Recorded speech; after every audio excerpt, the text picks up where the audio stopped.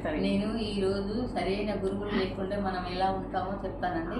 మనకు బాధలు కష్టాలు అనేక రకాల అందరికి వస్తాయండి. ప్రతి ఒక్క ఫ్యామిలీకి వస్తాయి. ఎంత ఉన్న వాళ్ళకైనా లేని వాళ్ళకైనా కష్టాలు బాధలు లేని మనుషులే లేరండి.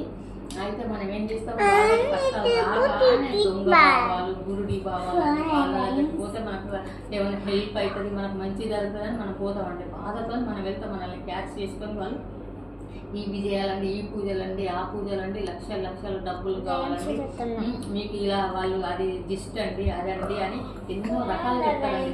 కానీ మనం తెలుసుకోవాలి, కొద్ది తెలివిగా ఆలోచించి ఏ ఎవరి దగ్గరికి వెళ్ళినా మనకి ఏం ఫలితం ఉండదండి.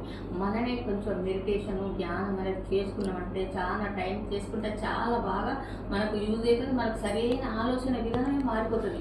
మరి ఎందుకు వచ్చింది బాధ అంటే మనకు అప్పుడు శక్తి పెడుతుంది. ధ్యానం చేసినప్పుడు శక్తి పెరిగినప్పుడు మనమే సాల్వ్ చేసుకుంటామండి.